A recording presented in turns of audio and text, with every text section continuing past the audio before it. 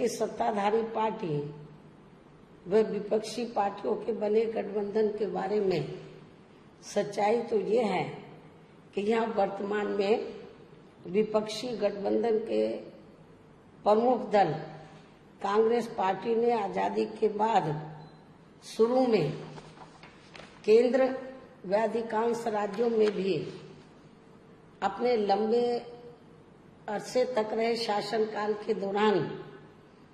अपनी हीन व जातिवादी एवं पूंजीवादी मानसिकता को त्याग कर यदि देश व आम जनहित में तथा कमजोर वर्गों के हितों में भी पूरी ईमानदारी से कार्य किया होता और विशेषकर कमजोर वर्गों के हित व कल्याण के मामले में परम पूज्य बाबा साहब डॉक्टर भीमराव अंबेडकर की सलाह को भी मान लिया होता, तो फिर ना तो बाबा साहब को अपने कानूनी मंत्री पद से उस समय इस्तीफा देना पड़ता तथा ना ही आगे चलकर कांग्रेस पार्टी को केंद्र व अधिकांश राज्यों की भी सत्ता से बाहर होना पड़ता तथा ना ही फिर कमजोर वर्गों के लोगों को मजबूरी में बीएसपी के नाम पर अपनी अलग से राजनीतिक पार्टी बनाने की जरूरत पड़ती। और अब ये कांग्रेस पार्टी अपनी जैसी जातिवादी व पूंजीवादी सोच रखने वाली पार्टियों के साथ गठबंधन करके फिर से केंद्र की सत्ता में आने के सपने देख रही है, तो वही सत्ताधारी बीजेपी पार्टी भी पुनः केंद्र की सत्ता में आने के लिए अपने एनडीए गठबंधन को हर मामले में मजबूत बनाने में लगी है। साथ ही फिर से सत्ता में आने का दावा भी ठोक रही है। ये कह रही है कि इस बार बीजेपी और उनका गठबंधन 300 से ज्यादा सीटें लाएगा, इसका भी दावा ठोक रही है। जिनकी कथनी व करनी में कांग्रेस पार्टी की तरह ही कोई खास अंतर नजर नहीं आता है। कहने का तात्पर्य ये है कि अब ये दोनों बने गठबंधन यानी कि एनडीए व परिवर्तित किए गए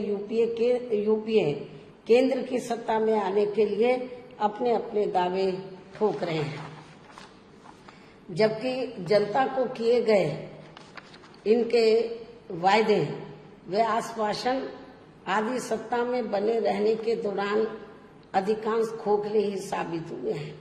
वैसे भी कांग्रेस व बीजेपी एंड कंपनी के बने गठबंधन की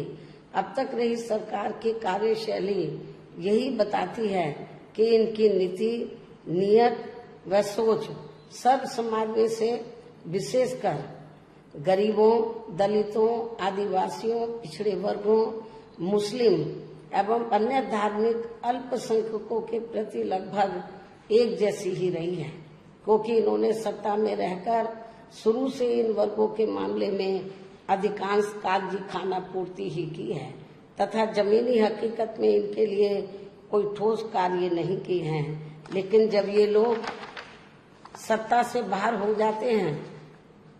तो तब फिर वे अपने वोट की खातिर इनके हितों में काफी लंबी चौड़ी बातें करते हैं। जैसे कांग्रेस पार्टी का गरीबी हटाओ का व बीजेपी का हर गरीब के खाते में 20 लाख रुपए पहुंचाने को लेकर कही गई ये बातें सत्ता में आने के बाद केवल हवाई व खोखली ही साबित होकर रह गई हैं, जिसकी खास वजह से ही बीएसपी ने सत्ताधारी गठबंधन व विपक्षी गठबंधन से ज्यादातर अपनी दूरी ही बना के रखी है। ऐसी स्थिति में अब इन वर्गों के लोगों को यानी कि कमजोर वर्गों के लोगों को आपसी भाईचारे के आधार पर वे अपना अकेले ही मजबूत गठबंधन बना के या हर मामले में अपनी एकमात्र हितैषी रही पार्टी बीएसपी को ही मजबूती देनी है तथा जिससे फिर यहाँ कोई भी गठबंधन केंद्र व राज्यों की भी सत्ता में पूरी मजबूती के साथ आसीन न हो सके तथा इसके स्थान पर फिर इनकी मजबूत नहीं बल्कि मजबूर सरकार ही बनेगी। हमारी पार्टी का ये पूरा प्रयास होना चाहिए ताकि बीएसपी के सत्ता में न आने की स्थिति में भी इन कमजोर वर्गों का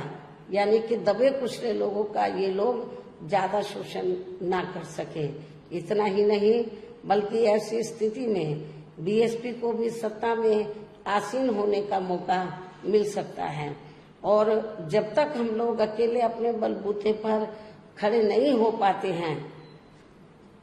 इसलिए इन सब बातों को ध्यान में रखकर अब बीएसपी को लोकसभा चुनाव में व इससे पहले राजस्थान, मध्य प्रदेश, छत्तीसगढ़ व तेलंगाना आदि राज्यों में होने वाले विधानसभा चुनाव में भी अकेले ही चुनाव लड़कर अपनी पार्टी का बेहतर रिजल्ट लाना होगा। लेकिन बीएसपी पंजाब, हरियाणा आदि इन राज्यों में वहां की रीजनल पार्टियों के साथ मिलकर जरूर चुनाव लड़ सकती है, बशर्ते अब वर्तमान में उनका एनडीए व परिवर्तित किए गए यूपीए से भी कोई संबंध नहीं होना चाहिए। इसके साथ ही पार्टी के लोगों को हर स्तर पर सत्ताधारी गठबंधन व विपक्षी गठबंधन के सभी साम दाम दंड भेद आदि हथकंडों से भी जरूर सावधान रहना है। इसके अलावा यहाँ मैं ये भी कहना चाहूंगी कि देश में लगातार बढ़ रही कमर तोड़ महंगाई, अति गरीबी व बेरोजगारी आदि की इन गंभीर समस्याओं के प्रति केंद्र के उत्तरदायित्व को लेकर कल से शुरू हो रहे संसद के मानसून सत्र में जवाबदेही का लोगों को काफी बेसब्री से इंतजार है। किंतु मणिपुर में जारी चिंतनीय हालात, हिंसा व सुरक्षा ही अब नया मुद्दा बन गया है। किंतु इन समस्याओं के प्रति भाजपा का रवैया अब तक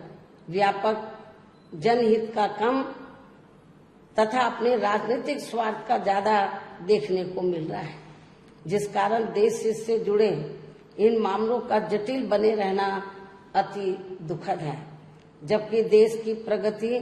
लोगों की उन्नति में ही निहित है, जिस पर पूरा ध्यान केंद्रित करने की भी सख्त जरूरत है। और अब लोकसभा चुनाव से पहले संसद में सरकार व विपक्ष का रवैया तकरार, आरोप प्रत्यारोप व जिम्मेदारी से भागने का नहीं, बल्कि इन ज्वलंत जन समस्याओं को दूर करने संबंधी समाधान का होना चाहिए।